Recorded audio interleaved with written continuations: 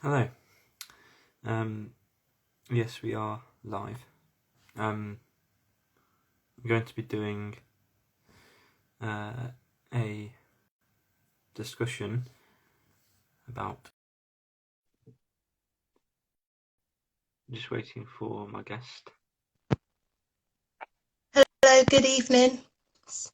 Hi. How are you? How are you feeling? I'm rolling with the waves, but I'm okay. How are you? Yeah, I'm doing okay, thank you. Yes. Oh, that's good. Um, so what would you like to ask me, and how would you like me to start? So I'd love to ask you then.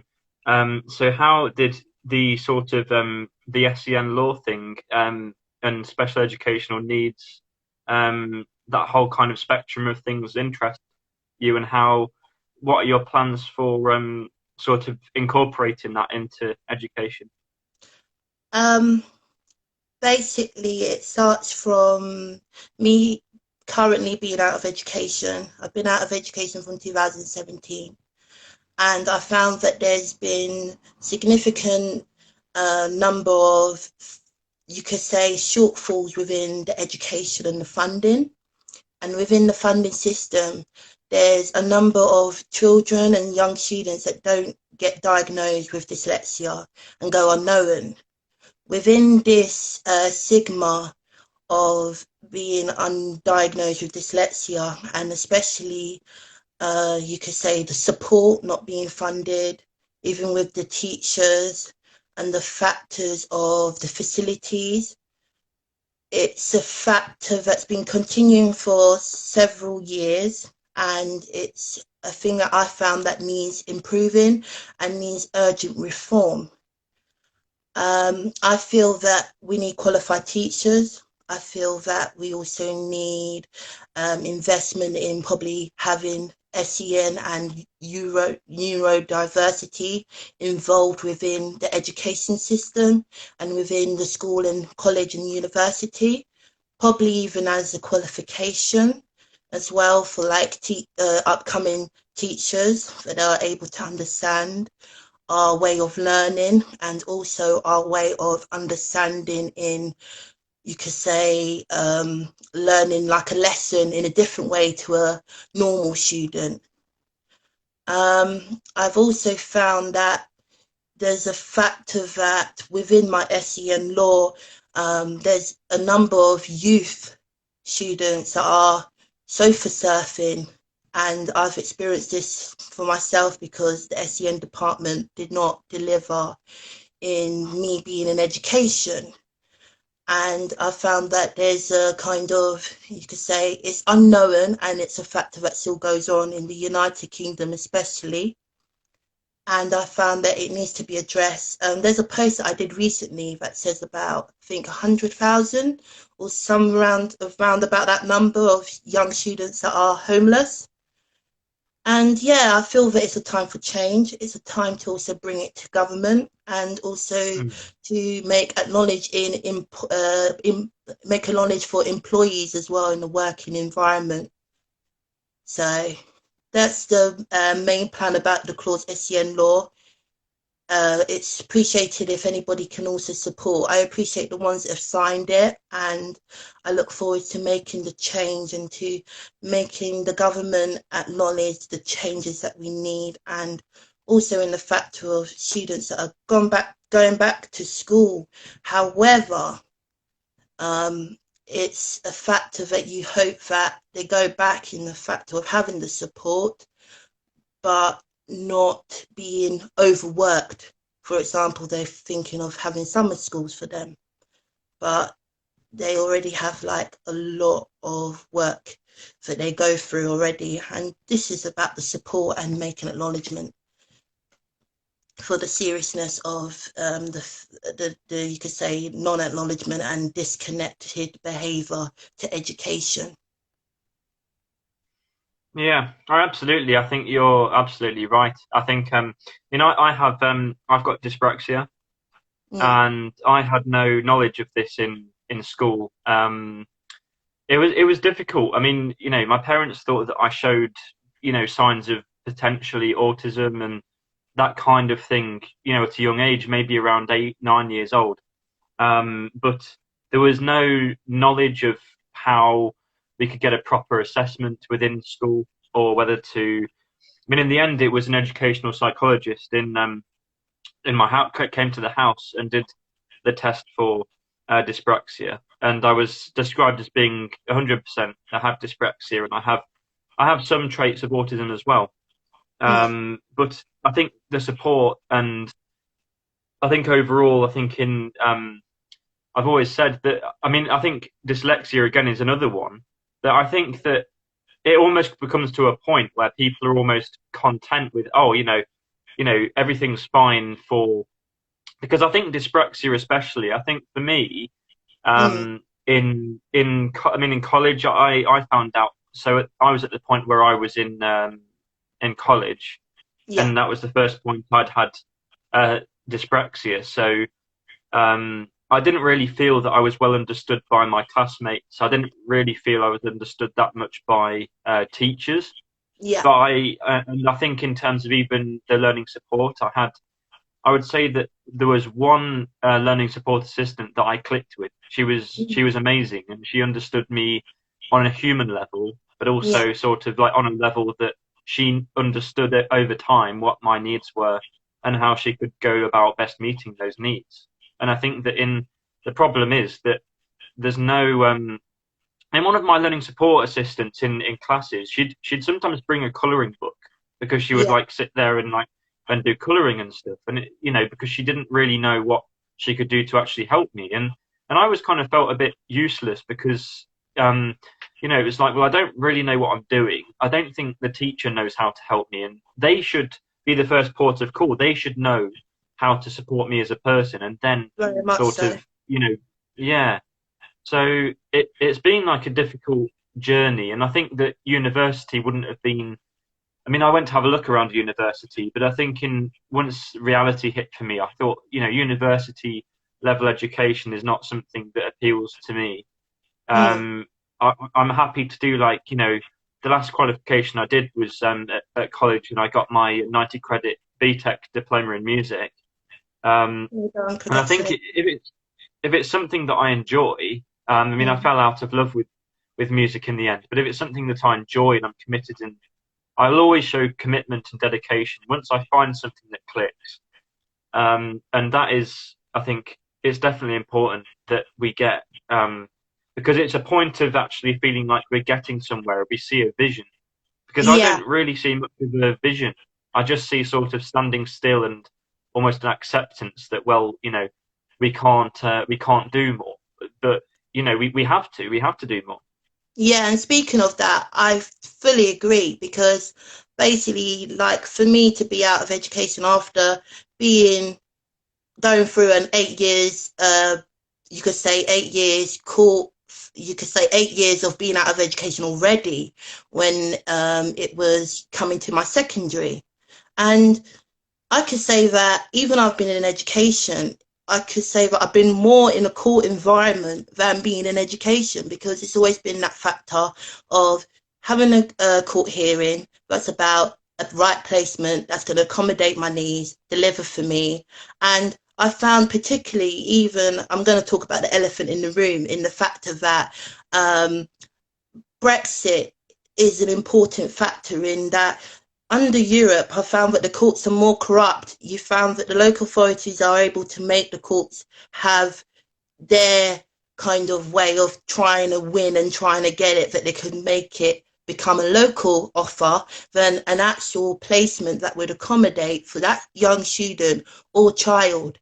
And then they realize that that young student or child goes to that placement that the local authority requires. However, it may not deliver in the needs of making that young adult or young student or child be able to flourish and do well because they've either had a PA system or either you could say assignment kind of thing where they have a person who does like how would I explain? It's like the assessment. And of course, it'd be for in favour of the local authority other than the actual development of that young child or young adult. and you found that they either pay them off and it's a factor that continues and nothing really is benefiting for that young child or young student. And yeah, I fully agree that I think even that stigma is really quite bad in the fact of that you got all these young students that have got potential and dreams that they should be able to achieve. However, they are out of education and they always have to go through to these court hearings to basically be accommodated for a right placement, but it ends up being for the local authority. Okay. That's been a big Um, issue as well. It's yeah. yeah. So in terms of so the other side of things as well, then the like employment side, Mm. what sort of things are you looking at and sort of following up in terms of employment and changing sort of how or sort of the rules and regulations about employment and supporting employment for I people with think disabilities? I think there needs to be an understanding of the right resources, right facilities, and basically you could have employees that understand the needs and requirements that a neurodiversity employee requires, and also in methods like you could say broken down reputation, also having programs that are within like their laptop or having facilities that are funded for them that they are able to understand the taking the information, because it's an issue that for us as neurodiversity students or young adults, we need to be given information in the broken down version, or either in a way that we can kind of understand it because of how our brain works, and also in the factor of being able to have resources that will be able to support us. So, like you could say, a voice program that would be able to say it instead of you being able to read it out, or either if you want to read it out, you could have it on colored piece of paper or some sort of resources. And at the moment, I'm aware that those resources are not in place in uh, certain work environments, and it's a factor that is really required and urgently needed. I feel that it needs to be the same for also the schools, and yeah, I think there needs to be more of a level of understanding and equal opportunities for us neurodiversity. And not all of us may want to go to uni, but that understanding that with uni, I think they should continue, because I heard that they didn't continue the program where if you go to uni, you won't be provided a laptop or either an audio cam. When I went to uni through the process, they didn't provide me my DLD, disability living allowance. Student finance came through, but my disability living allowance did not come through. And then this is where I'm in the situation I am, because first and foremost, I thought I was going to go on a course, but I didn't have the qualifications, and I knew I was going to still continue in further education, then higher education. And this is the fact that I've got an offer, but still now they think that it'd be applicable for me to study at home. However, studying at home may not work for everybody. It's so important for us to have that one to one. And of course, speaking to the working environment, it probably be important to have those one to ones, have a, you could say, assistant if you need any help, because it can be full on, of course, in a working environment, and also the same for school environment and college and universities. So I think it's a factor of them all those different sectors to understand that they need those you could say specific facilities in place for them. Yes, absolutely. I think I mean, to be honest, I think from my experience, I would say that in my previous workplace that there were certain individuals that understood me to a good level, but Mm, then I think I would say that the people that needed to understand me didn't, and mm, I think like that in the end, that spelled the end of my time, and I think I mean I had to. I mean, it was sort of a two-way street for me at the end. I left my job in March last year because of COVID, really, and family circumstances, like proving with COVID as well. yeah, So I sort of, but the other reason was my mental health at that point also Mm. was not very good because of not being understood. So it was really two reasons why I left. And I think it's important to feel like, you know, you find a place. I mean, I'm lucky enough now I'm sort of being eased into finding what my journey is really, and I'm working sort of doing some part-time work for an organisation um, called Enrich, and they are fantastic. Um, they support people with all kinds of different disabilities, and they are helping adults to just live an independent life and to choose the way that they want to do that.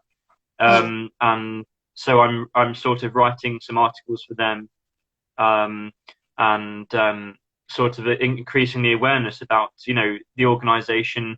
I want Mm. to help them to become a nationally known organisation, because at the moment, I mean, my area, Leicestershire, Yeah. and they also provide support in Derbyshire and Oxfordshire.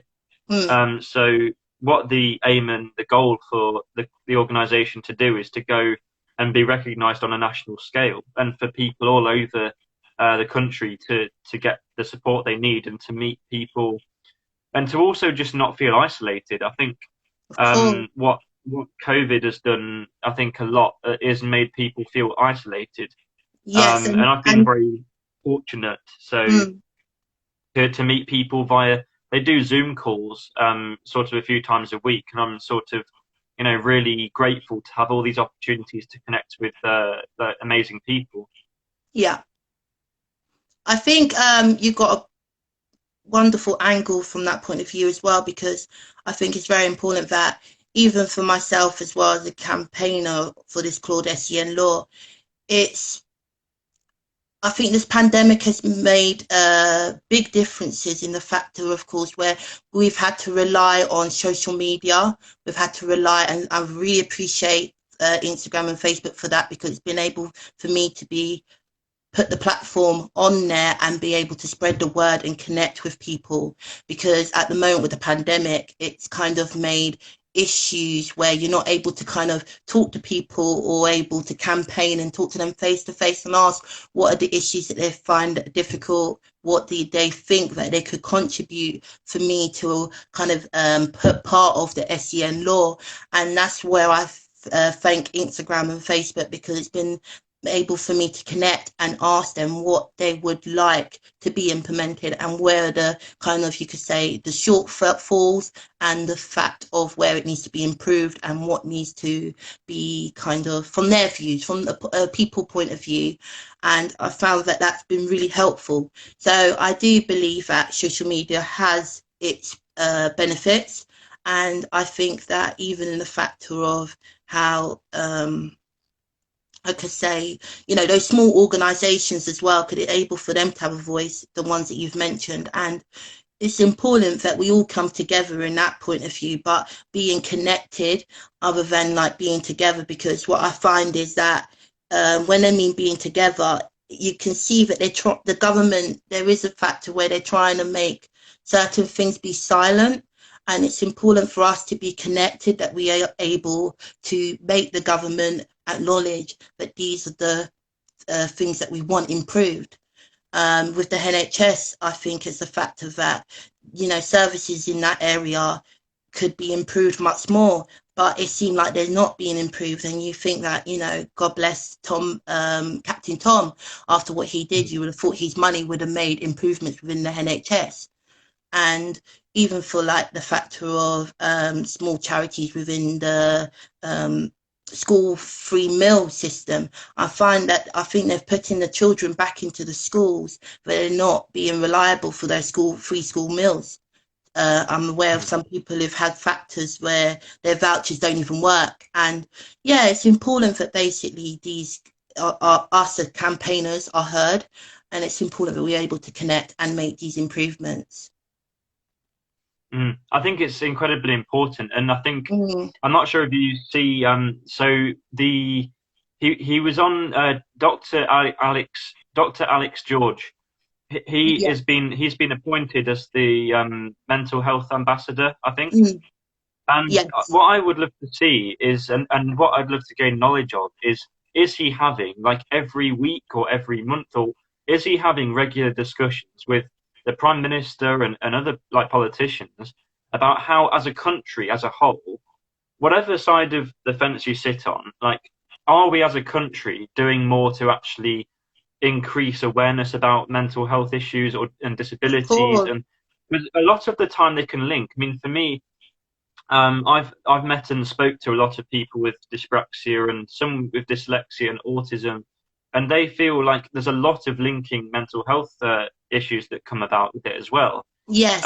whether it's anxiety or depression or anything like this. And I think that with Dr. Alex George, I really hope that he like has a lot of ideas that he can speak to and use like his platform to speak to the Prime Minister and get some more sort of ideas and well, just much better care within, you know, healthcare services. Because I do Very think much that so.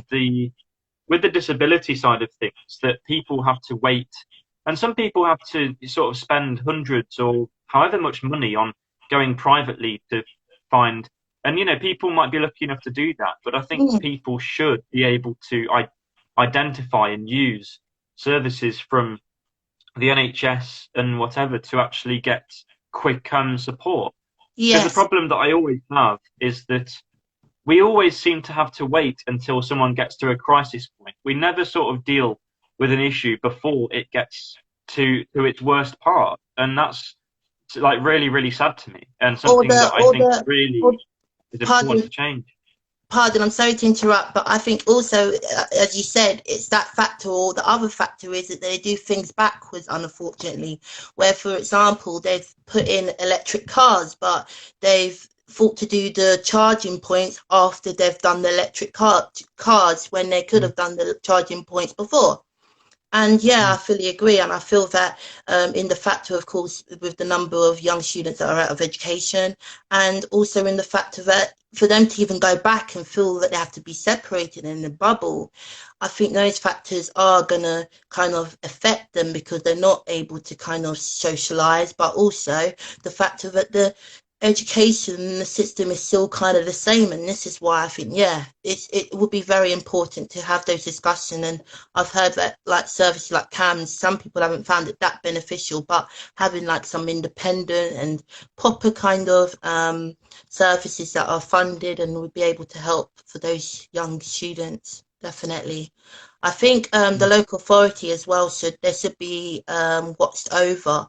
At the moment, there's no one to watch over them when they are dealing with students' plans, because on the basis that, for example, I found that some student plans, they've been either changed or they've either been adapted without the student's consent. For example, with my one, the whole of my Part F in the EHCP plan was adapted, and that's where I was in a situation where my whole DLD was stripped away from me.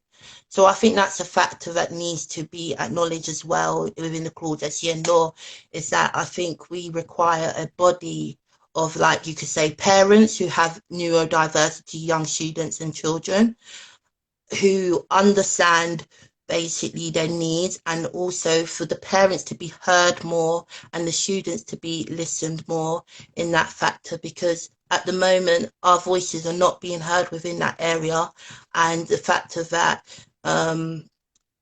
they need to be watched because they do a lot of unlawful things, unfortunately, and they kind of disconnect from the actual issues that they could deliver and make the child and young adult do well. And this is the thing, it's not just going to be the child that's going to benefit, it's not just going to be the young person that benefits, it's also going to be them, as the factor that they fund the money. And this is where I found that it's like they always want to derail the student or young adult's journey, and that's a mental health within it as well, and that's an issue that basically kind of goes underneath the carpet, because when you contact Department of Education or you contact Ofsted, they say talk to the local authority. But when the local authority is the issue, what do you do? So I find that I think there should be a board of parents and people that are watching over them, and also in the fact that the courts, they need to be able to, you could say, have a neutral mind and not be sold and paid off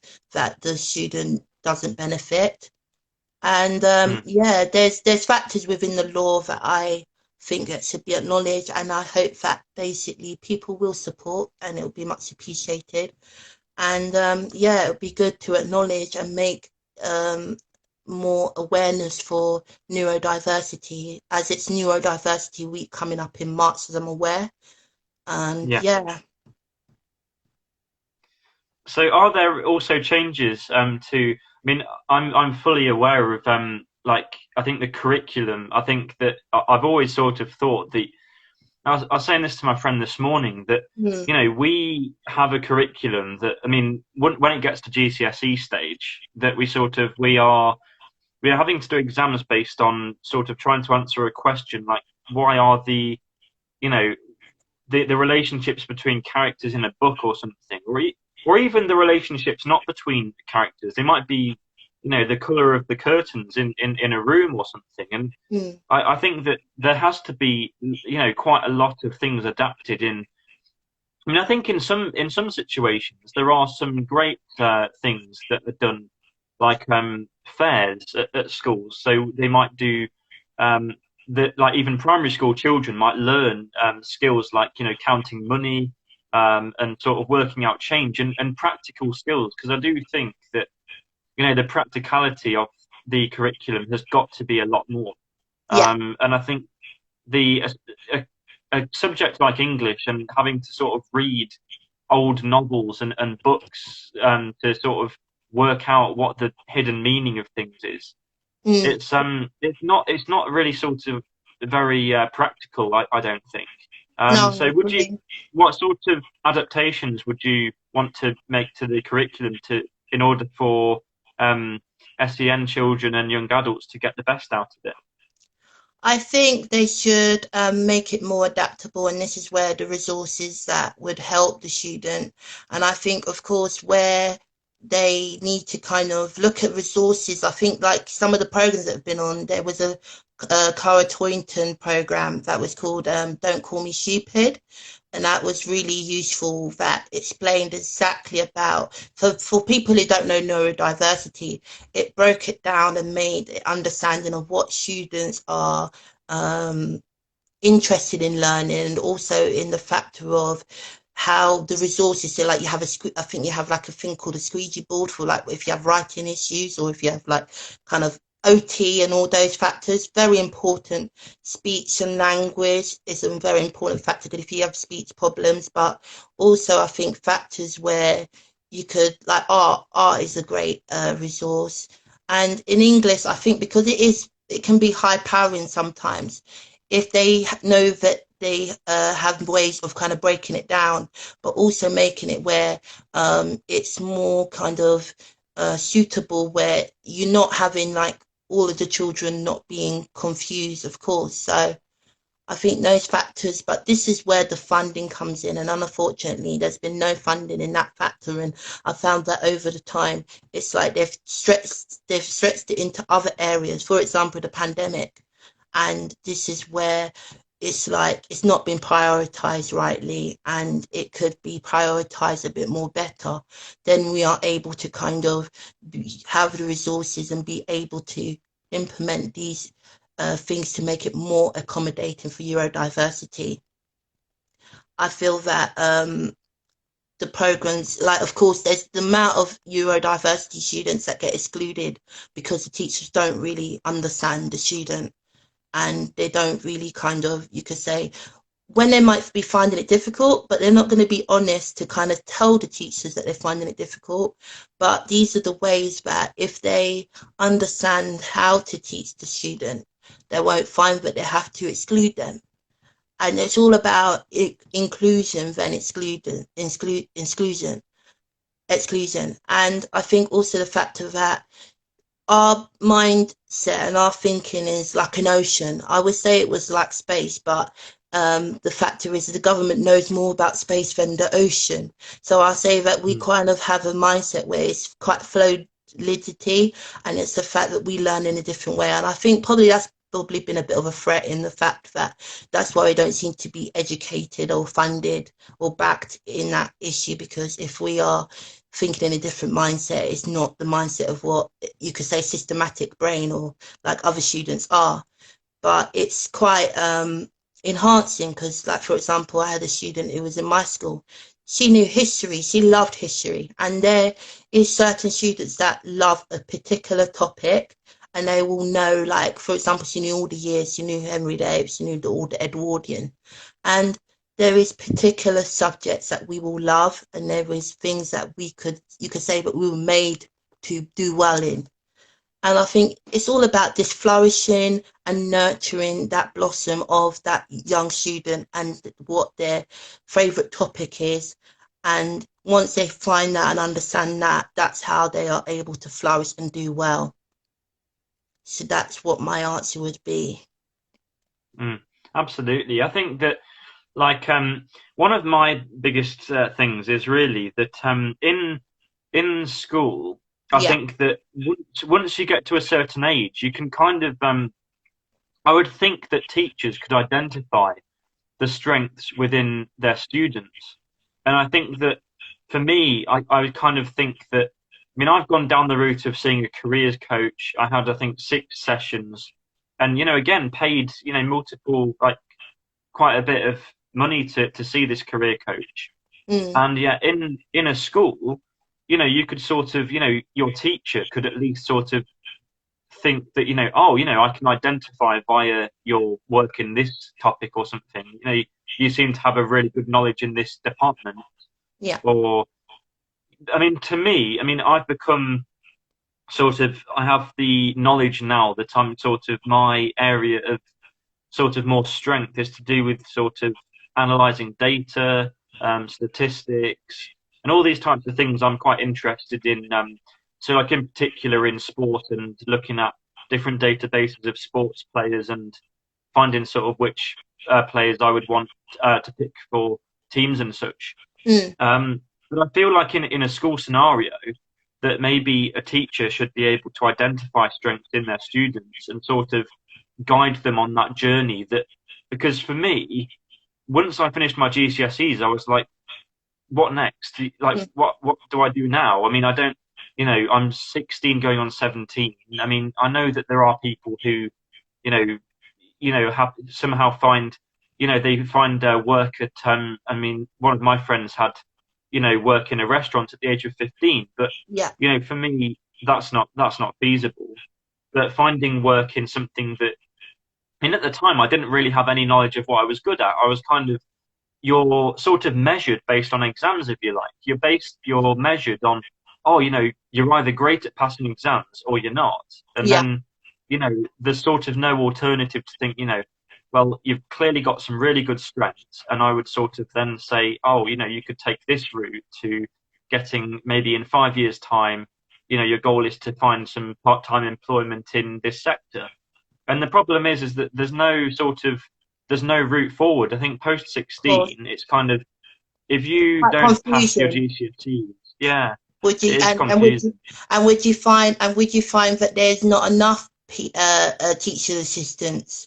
And would you find that because as you said that there was one teacher assistant that understood you and she was able to support. Is that right?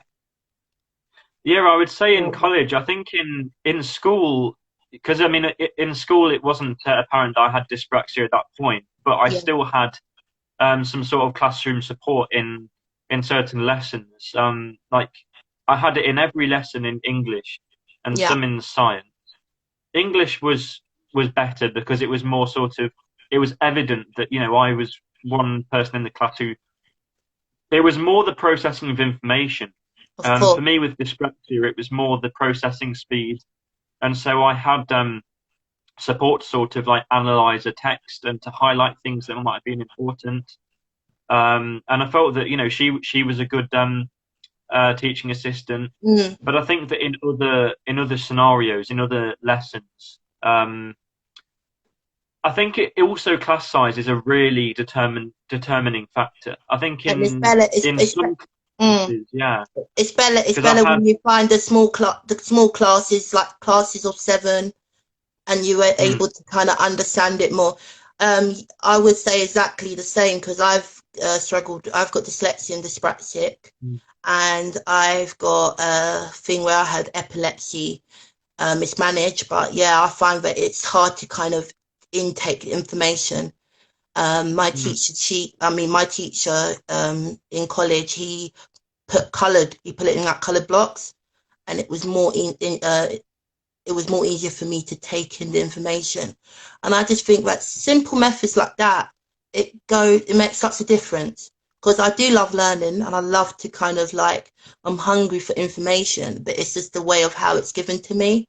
And of course, Mm. sometimes with my short-term memory, it may need to be repetized to me, but it makes such a difference. And that makes less on my anxiety because I'm not as panicked when it comes to an assignment, and it simplifies it for me. And even for like a program with a laptop, even though I found that at my college it wasn't provided for me, in the fact that I had to give it back when within my you could say my independent psychiatrist report, it was told that it was supposed to be provided for me. But of course, within the funding issues, this is where I had to give it back. And this is where I found that through my own experiences, this is why we need the Claudes SEN Law. And I think it will make the difference of what students are finding difficult, or what they think that are the shortfalls to the issues within the education sector.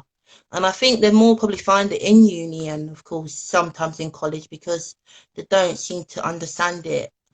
And there is kind of a factor where they have so much to think about, like for example uni, where they got to think about you know the kind of their own, you could say their own responsibilities, and also within their own kind of financial uh so like, the accommodation, the tuition fees and all those stuff. And I don't think they're supported as much. I think it was quite interesting because I heard in question time, they were saying, oh, should we prioritize for education, or should we also prioritize for students having the freedom of speech? I think both things are very important. For the Mm. students to have freedom of speech is important, because if the teachers and if the actual placement don't know what the students' issues are, how are they going to be able to understand what they need to improve?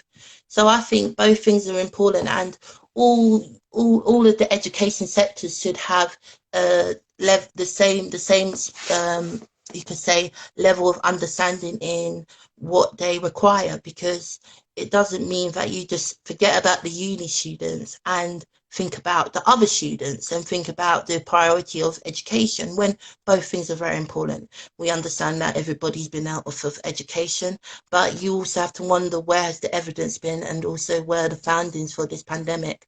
Because I found that it's kind of convenient in the fact that the government has not been able to have to pay for certain sectors that are very important. Where's the voice for the economic? I found that, you get more medical scientists, advisors, than people that are coming from from an economic side, or from an actual business head side, and also from the education. And I just think it's appalling that we have to watch things like that and not see the balance in those sectors that are also important. Hospitality, Mm. they should also probably have a minister for that.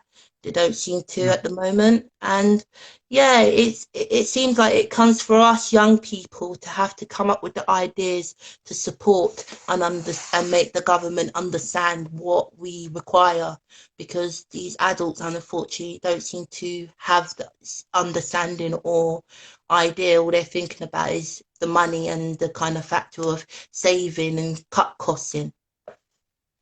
That's Mm. been a big issue. Absolutely. Yeah. I mean, I think that exactly like the way that you're thinking, and to have multiple sort of different topics that have to be discussed in Parliament, because I do think that it sort of just becomes so simplistic, and it Yeah, becomes sort of, that I know that there's different ideas within different parties, that some might be big government, some might be sort of smaller.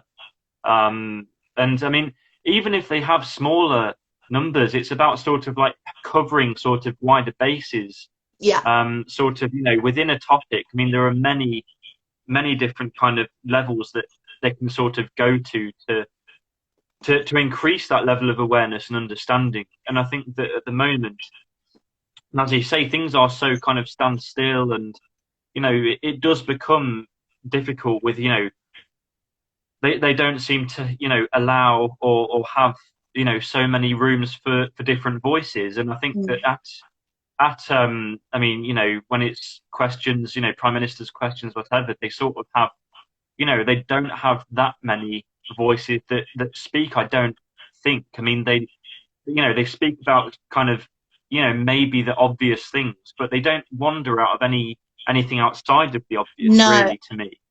and sorry to interrupt, but to even add on, I think the even within the parties, it's a shame that we got this kind of red blue, red blue. You got Mm. other small parties that don't even seem to have a look in or get the seats to be able to be in Parliament. And it's always been that kind of way, what they try to portray in on the media when other people are thinking of the other parties, but it doesn't really get a look in. And that's what we've always had. We've always had this Conservative Labour.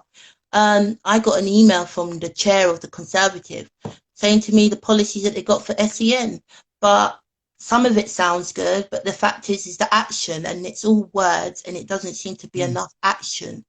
And I find that basically it's what kind of is within the kind of, you could say, box that is convenient for the Conservative. Because within what I got sent, I found that it didn't really speak on the areas that I'm looking to address. And there needs to be more of kind of, you could say, areas that need to be addressed. But they say that they are looking and they're thinking of putting these policies in. However, it's not going to address the issues in, for example, making neurodiversity and also putting in funding and support for those specific needs that we require and what many young students and young adults require as well.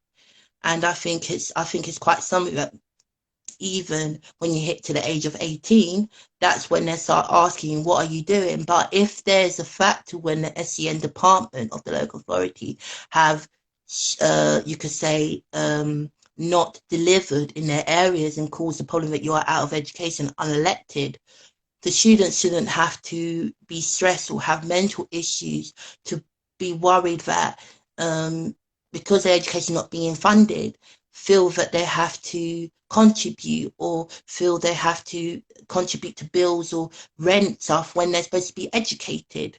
And these are the issues that seem to kind of continue and be happening. And yeah, I think there needs to be an understanding, and I think there needs to be a factor that if there's a student that's out of education when they're 18, they are able to be, you could say, the area is supposed to be investigated in the fact of what's really happened, why the local authority hasn't done their job, why they haven't made sure that they're in the placement, and the factor of listening to the parents. And also within the EHCP plan, it's quite interesting how David Cameron, he made sure that he put the social workers within the education when education is education. However, he did that smartly to try and make that they don't have to pay for the placement or education placement. So it moves on the responsibilities to someone else as what they usually seem to do.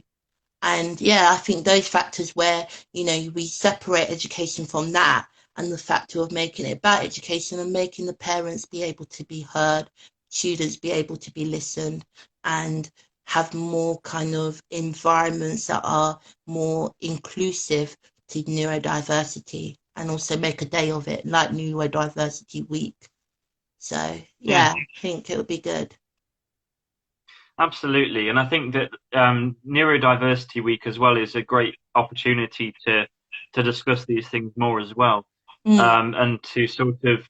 And I really hope that, I mean, there's some things I've wrote down. I've got like a calendar of the awareness days and awareness weeks and things, and it's kind of, it always occurs to me that do they ever speak about these things on the news? Like yes, I'm always I don't think very true. I've sort of become scared of watching the news at this point. I sort of don't see, because there might be some things that are very important, and yet all they ever speak about is the same things. Or Yeah. again, why do we need to know? I mean, they did a big thing for when Joe Biden was elected and things. I don't Mm. understand why, with what we have going on right now, why do we have to show all of the sort of clips and stuff from Joe Biden's Of election? course. You know, And it's it's nothing to do with us in the fact that I understand. I fully understand because I think that basically there's situations and matters that are supposed to be reported in the UK and they don't really report it. I fully agree in that point of view because we don't live in America and these issues like education is very important to report. Neurodiversity. There's also I think it's Purple Day that yeah, acknowledges Purple Day. epilepsy. And Mm, also today, I'm aware that I think it's called Rare Disease Day to mm, people who have disease. So yeah, it's a shame, but this is how the media they don't seem to analyze. That's another thing that I've worked out. They're not analyzing at the moment as what was told by another journalist. I think Andrew Marr or Andrew Neil. He said that mm, it's important for them to analyze, and of course they can report about things in the UK, but it doesn't seem to be of their interest, and I think that should change, and it should be a factor that they can report things like that, but it is important and mm, people should have a level of understanding of what these topics are, and they should also know that they are important topics and important factors to be taken care of. mm. And I think when it comes around to it as well, Mm. Neurodiversity Week, and I think it's great to actually share as well the many positive stories that are out there because I think that people, I think in the media, I mean I don't really know the ins and outs of it, but I would guess that they would rather find another sort of slant of it rather than looking at things always sort of in a positive light. That Yeah, I think it's sometimes about finding the really positive stories, like yeah, finding stories of people who have sort of, really shone a light on, raising awareness about their disability or, mental health and things like that. And maybe just sort of, it gives a glimpse into, what we want to see in the future and for everybody who relates to us and to yeah. people that we want to have those exact same chances. Because I actually had once, so I was actually put forward, and this is the problem with job centres that we can discuss as well. That Mm. I felt I was forced into attending like a job interview at a call centre, and I knew as soon as I was put forward for this that it's not a strength of mine. It's not an environment that I feel any sort of comfort in, Mm. and I was sort of thrown into this. I was not told prior to the event, and clarity for me, having dyspraxia, is very important in knowing in advance what I'm going to be doing. They Yes. had they had a role playing activity, and so I had to sort of pretend that I was answering a call from someone at a call center, and I didn't know what to say. I was kind of trembling and very anxious, and I was told that I hadn't passed the role play, and I think there were five other candidates, and they'd all passed on that stage, and I was the only one to leave at that point, and I walked home like really upset and thinking, well, it wasn't my choice to be here. I knew Mm. that it wasn't an environment that suits my strengths. Yeah. And the job centre again are just looking to actually say, oh, we got someone into a job. It might not be something that they actually feel they're good at, but we take some credit because we got someone into employment. And I think that I had another interview at a well, and I met an advisor at the job centre that I'd never met before, so I was quite nervous, and my sort of eye contact problem, was sort of showing at that point. But she discriminated me by saying that you know, I can sort of guess that the reason you didn't get this job was because you can't make eye contact with anybody. And so this hurt me very much, and that it made me Mm. feel like, well, maybe I might never, be successful in future environments, in interviews, and because I feel quite anxious in making eye contact.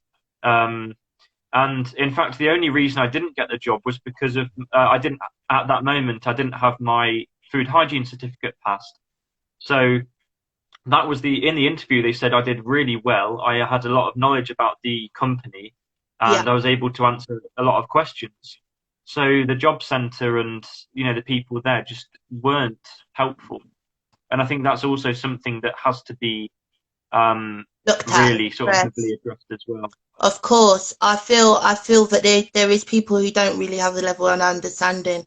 I think there's a wonderful charity, and that's why I even think it's brilliant that I think it's called the Sunflower, and it addresses with hidden disabilities, and it makes aware of when you have hidden disabilities and the factor of I think they even do like role kind of prepare people for that environment, and I feel that of course, I think the important understanding is when I was saying before, I think when you hit the age of 18 or even when you're at that age, if you feel not to go into the work environment and you want to wish to study, I think we should be allowed to have that opportunity to be able to study. Because like for myself, I would like to be able to study that I can have those other doors open to me and be able to get into my dream career or be able to go to uni.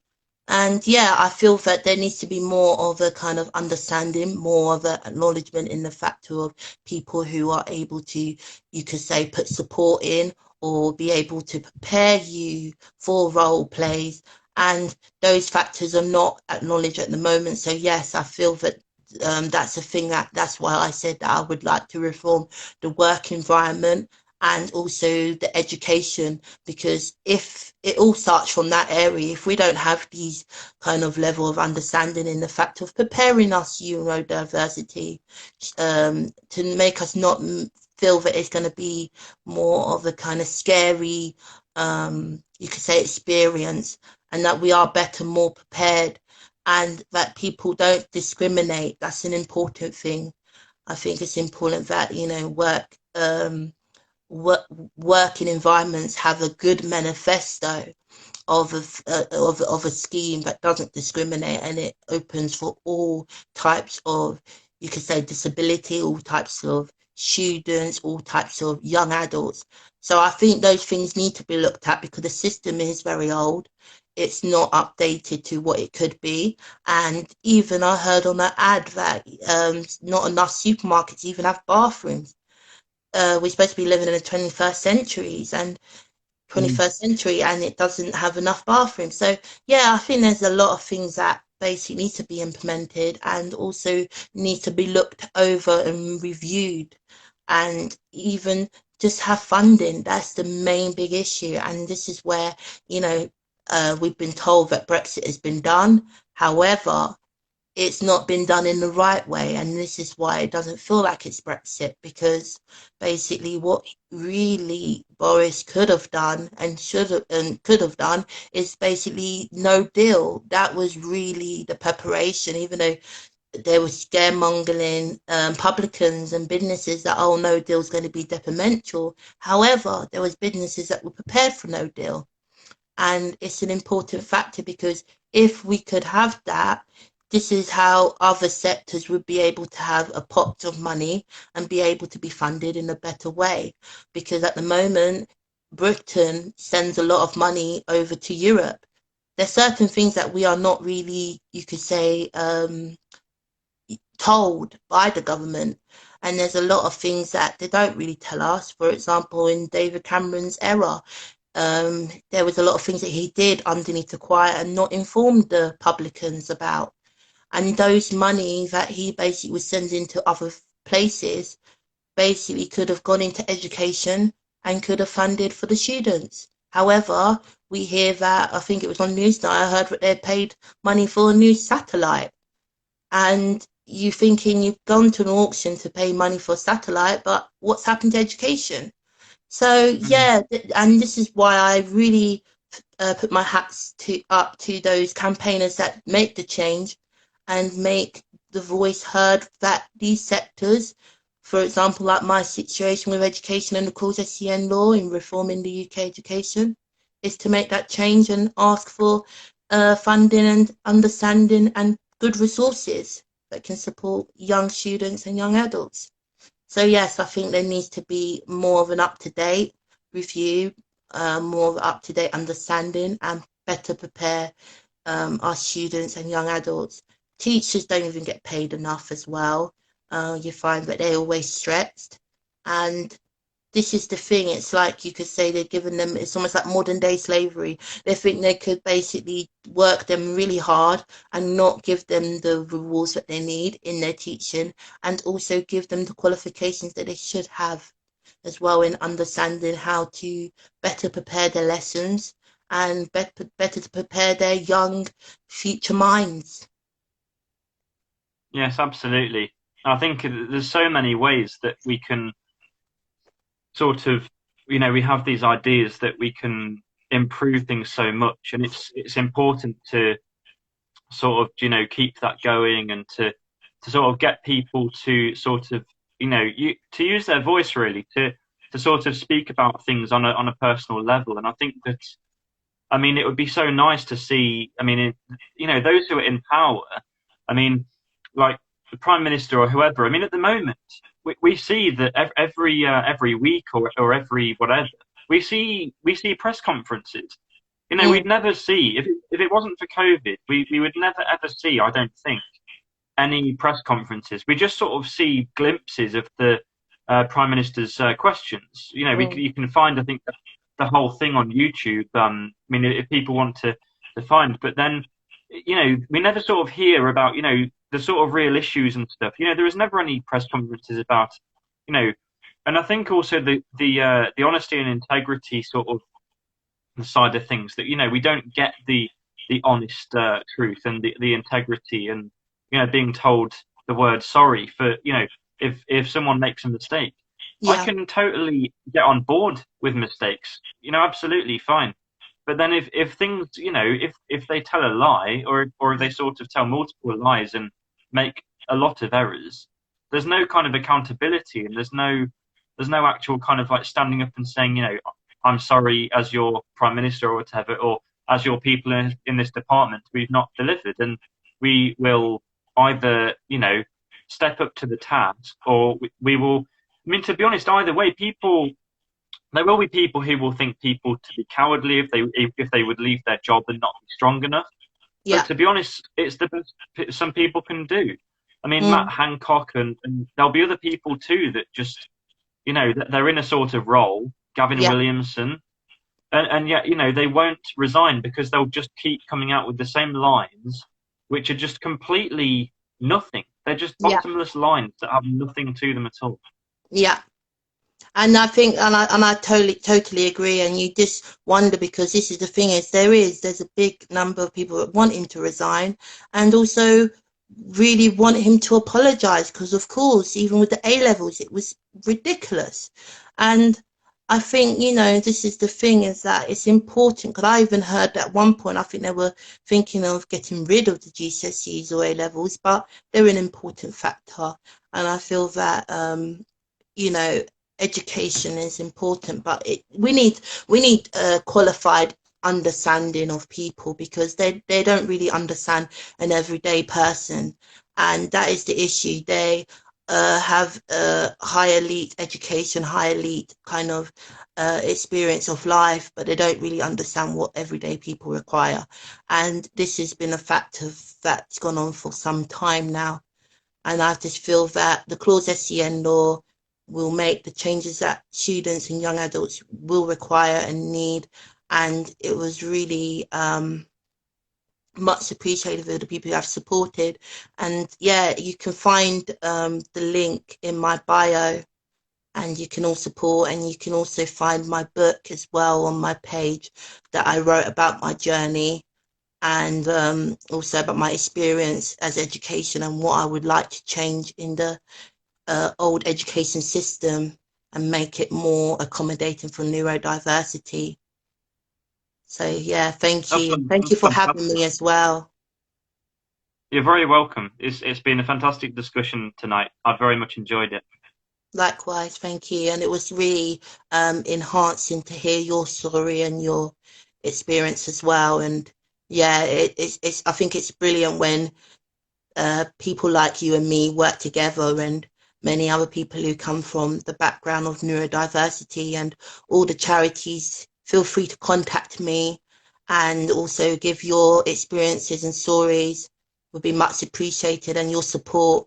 And thank you for the ones that have supported so far. And yeah, if you've got any useful information, feel free to DM me. And thank you, Sam, as well. Thank you very much. Okay. Have a great evening. Yeah, thank you. Have a great evening yourself as well. Thank you. Bye. Bye-bye. Bye.